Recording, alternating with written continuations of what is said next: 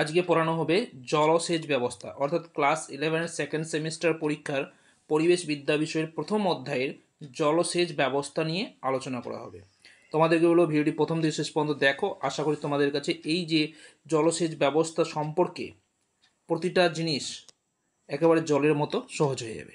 ভিডিওটি প্রথম থেকে শেষ পর্যন্ত দেখো, যেগুলো প্রশ্ন উত্তর রাখা হয়েছে তোমরা ভালো করে বোঝার চেষ্টা করো, প্রয়োজনীয় খাতার মধ্যে লিখে নিতে পারো।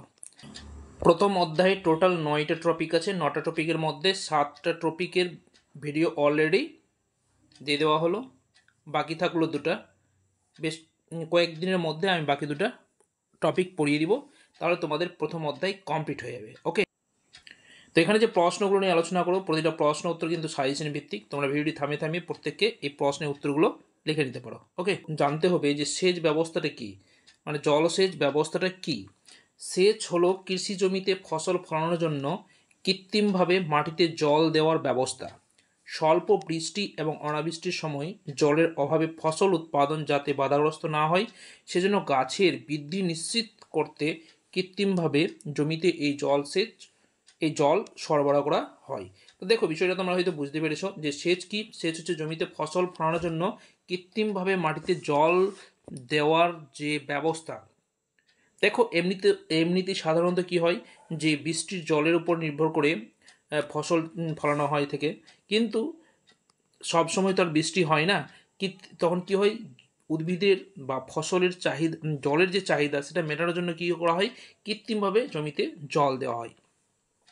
ফলে ফসল কি হয় যে ফসল উৎপাদনে কোনো বাধা প্রাপ্ত হয় না, সহজে ফসল উৎপাদন করে। এবং কি হয় যে ফসলি জমিতে যে সমস্ত গাছ অথবা ফসল চাষ করা হয় তাদের বৃদ্ধি কিন্তু সুনিশ্চিত করতে এই জমিগুলোতে কৃত্রিমভাবে জল সরবরাহ করা হয়ে থাকে। ওকে, নেক্সট কি আছে, এরপরে মান 2-এর প্রশ্নগুলো নিয়ে আলোচনা করছি, তোমরা পরপর দেখে যাও। প্রথমে আলোচনা করা হবে, দেখো যে জলসেচ প্রণালী কাকে বলে। তো জলসেচ প্রণালী কি, বর্তমানে জলবায়ু পরিবর্তনের কারণে বৃষ্টির অভাব পরিলক্ষিত হয় এবং এর ফলে মাটির কৈশিক জলের অভাব দেখা যায়। তাই ফসলের প্রয়োজনীয় জলের চাহিদা মেটানোর জন্য কৃত্রিম উপায়ে সঞ্চিত জল সরবরাহ করা হয়। এই জল সরবরাহের এই পদ্ধতিকে জলসেচ প্রণালী বলে। ইম্পর্টেন্ট প্রশ্ন, ভালো করে তোমরা পড়ে রাখবে। নেক্সট, জলসেচের প্রধান উদ্দেশ্য কি, মোস্ট ইম্পর্টেন্ট প্রশ্ন। সেচের উদ্দেশ্য হলো গাছগুলিকে সঠিক সময়ে সঠিক পরিমাণে জল দেওয়া যাতে তারা ভালোভাবে বেড়ে উঠতে পারে।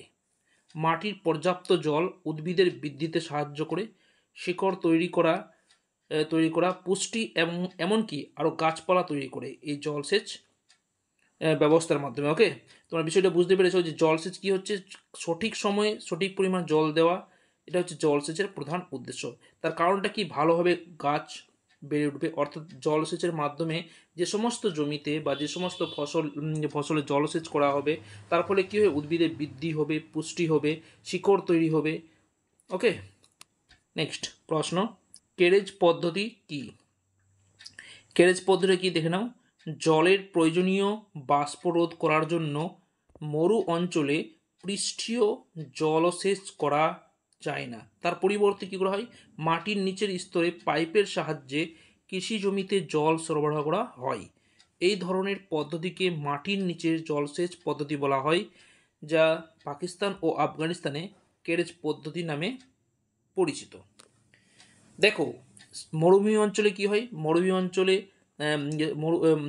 বালি পরিমাণ বেশি, সেখানে কি হচ্ছে, বালিতে কি হয়, বৃষ্টির জল বা সেখানে কি হয়, তাপমাত্রা বেশি, সেখানে কি হয় যে মরু অঞ্চলে পৃষ্ঠীয় জলসেচ করা কিন্তু যায় না, যেহেতু বালির পরিমাণটা সেখানে কি হয়, সর্বাধিক থাকে। তাই কি করা হয় যে সেখানে জলসেচ না করে মাটির নিচের স্তরে পাইপের সাহায্যে জমিতে জল সরবরাহ করা হয়। ওকে, অর্থাৎ মাটির নিচের স্তর দিয়ে পাইপের সাহায্যে কৃষি জমিতে জল সরবরাহ করা হয়ে থাকে। এই পদ্ধতিতে কী করা হয়, জলসেচ করা হয়, অর্থাৎ কেরেজ পদ্ধতিতে জলসেচ করা হয়। এই পদ্ধতিটি সাধারণত পাকিস্তান ও আফগানিস্তানে ক্যারেজ নামে পরিচিত। ওকে, নেক্সট, পার্সিয়ান চক্র পদ্ধতি ব্যবহারের অসুবিধাগুলি লেখো। তো পার্সিয়ান চক্র পদ্ধতি ব্যবহারের অসুবিধাগুলি হলো, 1 নাম্বার কি, জলসেচের এটি ব্যয়বহুল পদ্ধতি, এতে প্রাথমিক খরচ বেশি হয়, জলের উৎসের ঘাটতি দেখা যায়। 3 নম্বর অসুবিধা কি, অনেক সময় প্রয়োজনীয় জল সরবরাহ থাকে না। এগুলো সব হচ্ছে গিয়ে অসুবিধা। নেক্সট প্রশ্নতে চলে যাচ্ছি। প্লাবন খাল ও নিত্যবহ খালের দুটি পার্থক্য লেখো। মোস্ট ইম্পর্টেন্ট প্রশ্ন। দেখবেন পার্থক্যটা আমি 1-2 পরপর লিখে দিয়েছি, তোমরা কিন্তু প্রত্যেককে ছক কেটে পার্থক্যটা লিখবে। ওকে, ছক কেটে একদিকে লিখবে প্লাবন খাল, অপর দিকে লিখবে নিত্যবহ খাল, তারপরে 1-2 করে লিখে যাবে।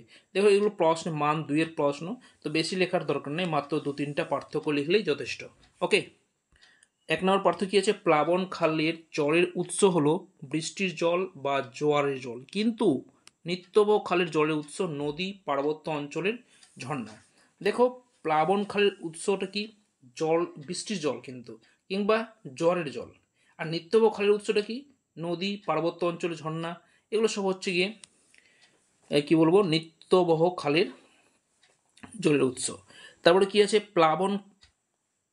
প্লাবনের খালের দ্বারা, এখানে খালের হবে একটু তোমরা ঠিক করে নেবে, বর্ষা ও শরৎ ঋতুতে জল সরবরাহ করা যায়, কিন্তু নিত্যবহ খালের দ্বারা সারা বছর জল সরবরাহ করা যায়।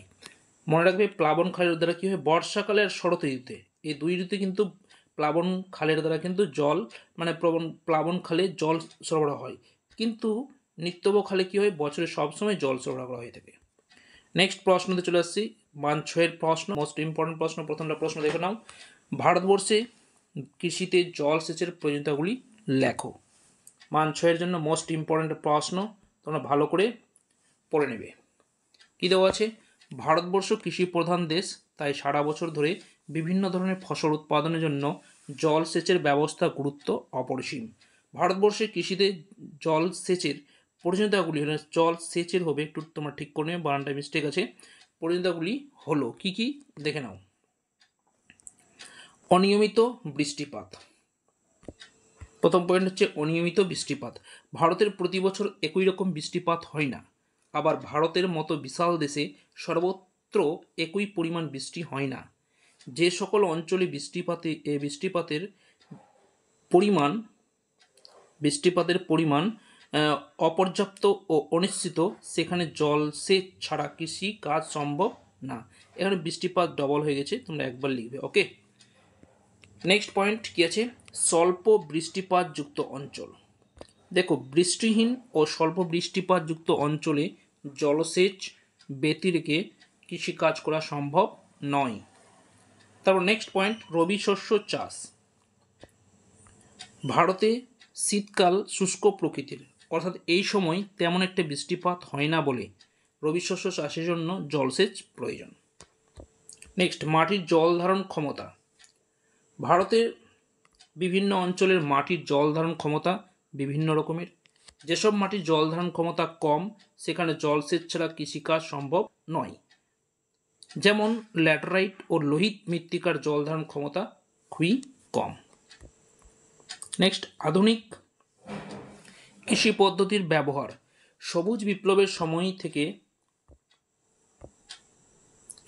ভারতে আধুনিক কৃষি পদ্ধতি যেমন উচ্চ ফলনশীল বীজ, রাসায়নিক সার ও কীটনাশকের ব্যবহার বৃদ্ধি পায়। এই উচ্চ ফলনশীল বীজগুলিতে সঠিক সময়ে জল দেওয়ার ক্ষেত্রে জলসেচ ব্যবস্থার বিকাশ খুবই গুরুত্বপূর্ণ। নেক্সট, খাদ্যের উৎপাদন বৃদ্ধি। ভারত পৃথিবীর দ্বিতীয় জনবহুল দেশ এবং বর্তমানে জনসংখ্যা প্রচুর পরিমাণে বেড়ে চলেছে।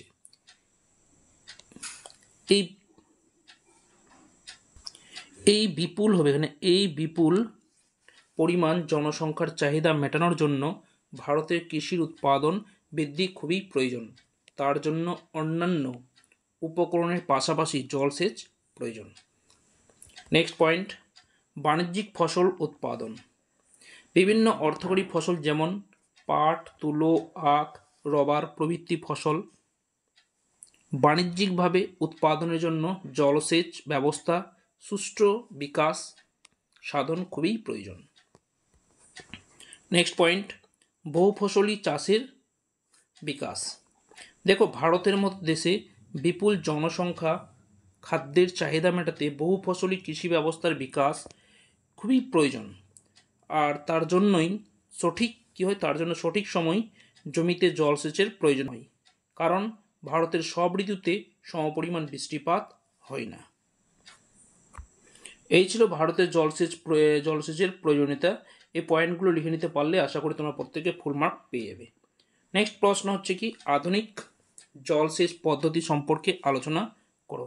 তো দেখো, আধুনিক জলসেচ পদ্ধতিগুলি দেখো এখানে আলোচনা করা হয়েছে। প্রথমে হচ্ছে বিন্দু জলসেচ। বিন্দু জলসেচ পদ্ধতিতে বিশেষ প্রযুক্তির মাধ্যমে একাধিক পাইপ ও নজরের সাহায্যে নজেলের সাহায্যে নিয়ন্ত্রিতভাবে জল প্রতিটি ফসল উদ্ভিদকে এককভাবে সরবরাহ করা হয়। এই প্রকার জলসেচের পদ্ধতি কলা, আঙ্গুর প্রভৃতি উৎপাদনে ব্যবহার করা হয়। অর্থাৎ বিন্দু সেচ পদ্ধতিতে কি ফসল উৎপাদন করা হয়? কলা এবং আঙ্গুর। নেক্সট পয়েন্ট, নলকূপের সাহায্যে জলসেচ। এই পদ্ধতিতে সাবমার্সেবল, মিনি কিংবা সাধারণ নলকূপ এর সাহায্যে ভৌমজলকে উত্তোলন করে জল সরবরাহ করা হয়। এটি ভারতের অন্যতম জনপ্রিয় জলসেচ ব্যবস্থা। নেক্সট পয়েন্ট, ফোয়ারা জলসেচ। এই পদ্ধতিতে অসমতল কৃষিক্ষেত্রে কিংবা পার্বত্য অঞ্চলে ভূমিক্ষয় রোধের উদ্দেশ্যে ওয়াটার পাম্প ও পাইপের সাহায্যে ফোয়ারা বা বৃষ্টির মতো ছিটিয়ে ফসলে জল সেচ করা হয়। ওকে, সাধারণত এই ধরনের জলসেচ পদ্ধতিতে ভুট্টা, পেঁয়াজ, গম প্রভৃতি শস্য ক্ষেত্রে করা হয়। দেখো, কয়েকটা এখানে বানান মিস্টেকগুলো হয়েছে। তাড়াতাড়ি ভিডিওগুলো তৈরি করার জন্য বা টাইপিং করার জন্য এই ধরনের মিস্টেক হয়েছে, তোমরা একটু প্রত্যেককে ঠিক করে নেবে। ওকে, তো এই ছিল এই টপিকের কিছু গুরুত্বপূর্ণ প্রশ্ন। আশা করি তোমরা প্রত্যেকে বুঝতে পেরেছো। এরপরের ভিডিওতে আলোচনা করা হবে জৈব ও অজৈব সারের ব্যবহার নিয়ে। ওকে, এখানে যে প্রশ্নগুলো রাখা হয়েছে প্রতিটা প্রশ্ন ইম্পর্টেন্ট প্রশ্ন, তোমরা ভালো করে খাতার মধ্যে প্রত্যেককে লিখে নেবে। ওকে, তাহলে ভিডিওটি এখানে শেষ করছি, দেখা হচ্ছে পরের ভিডিওতে। ভালো লাগলে অবশ্যই ভিডিওটি লাইক করো, বন্ধুদের শেয়ার করো, আর চ্যানেল নতুন এসে থাকলে অবশ্যই চ্যানেলটিকে সাবস্ক্রাইব করে নিয়ে পাশে থাকো। ধন্যবাদ।